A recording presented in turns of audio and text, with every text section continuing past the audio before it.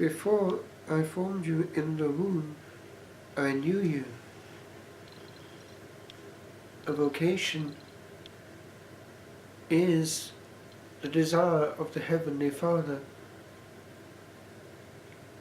It can, at times, be vaguely, faintly perceived, but dismissed, cancelled, not necessarily through bad will, but through a lack of availability. Availability means in practice a certain passivity, no longer being in control, no longer being controlled. The immediate takes over. And as in the case of a person who is exposed all the time to syllables and words, noises and many decibels, so in the case of the soul who would perhaps have a vocation, the one syllable that actually would have an effect cannot easily be picked up. Too many voices are drowning out the still small voice. The Lord is still calling. He is generous. It can be asked, is He calling to a place, to a situation where He will not be honoured according to that same will that is calling? One observes that without a huge amount of programming, vocation, drives, and all the rest of it, things just happen when God is truly adored and worshipped as He wants. Whereas in areas where that is not the case, when a priest will be asked to do things that his conscience does not want to do, when in formation he is obliged to keep a low profile so as to survive, then one can see that the Lord who is calling is not the one who is being actually served as He wants to be.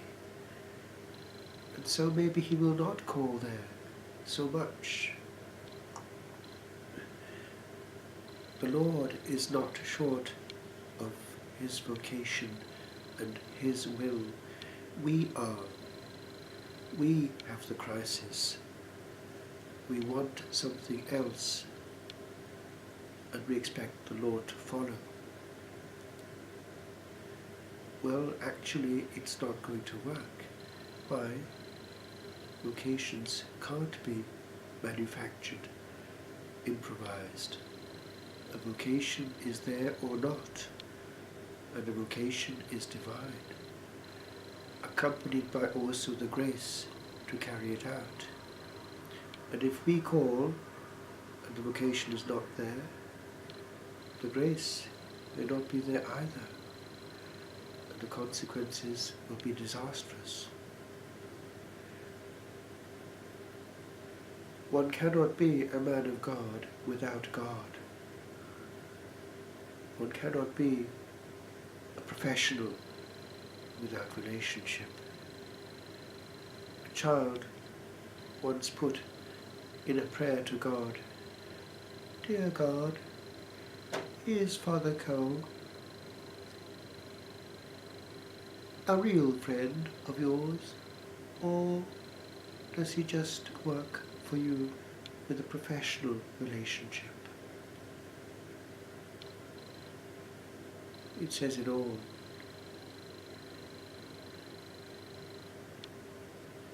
The prophets had that capacity to pick up also a word for the people which was not just based on knowledge of faith, but directly impacting on time. Knowledge is a participation in that of the Blessed Trinity, a sharing in the wisdom of the Logos, and that Trinity sees all time. We have many prophecies in recent centuries. Some are conditional, some seem to be not so. We in our generation need to sit up and listen. It's not that long since the prophecy at Fatima of a war that would be worse than the first one that was ongoing at the time would come to pass if people did not listen. It is worse now on this planet than in the years before the Second World War. It is worse now than at the time of the deluge. We need to listen to prophecy and not think that we know more. St. Paul gives us the hymn to agape. Agape means to receive with outward signs of love and affection. When it became Christianized, it was better than the word eros, which signifies erotic love. And so it became the hallmark of the early church, and should be of any church, of any assembly, of any community. This draws. A young man feels, here there is love, I would like to be a part of it. Or here there is something wrong, I don't want to be a part of it. And that is the true vocation's drive. We can't advertise something which isn't there. And young people quite often pick up fairly quickly what is there and not there. As in the case actually of human relationships, for the agape impacts on even marital relationship. That film years ago, one of the old black and white ones, the Golden Oldies, there was a scene in it one time when the actor David Niven said, "There's nothing more blissful than to be married to one's best friend." If there is not enough for souls to be bonded, then the bonding of bodies alone is a slim hope of marital future. One needs to wed a soul and to know what is going to last. Love should grow. With regard to the quality of that love, many elements are the same within marriage and within the monastic life. Why? Human beings live together and have to make a go of it. The same people, all the time, 24/7. It's not easy, but there can be joy. One has to handle with care. Unfortunately, we get used to people and take them for granted. It's the beginning of bad relationships. Appreciate and feel. Know what the person is actually wanting. These matter a lot. Life is made of little things, usually on a daily basis. Little things that are hugely, hugely important.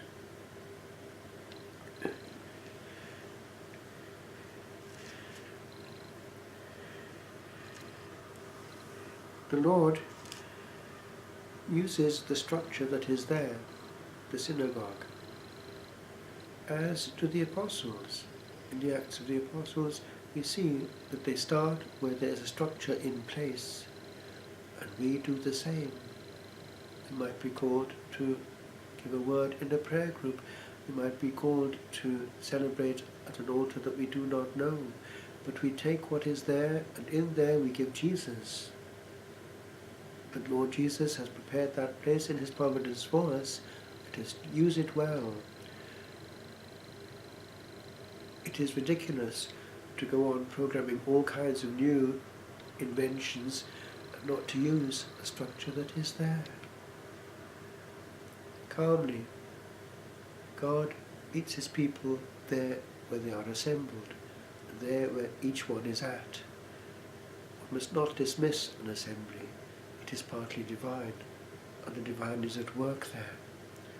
These lovely, hungry souls that the Lord sends us, as it were, in the synagogue locally placed, are the souls right there to be redeemed, loved, ministered to, and given a word. The hungry sheep look up and are not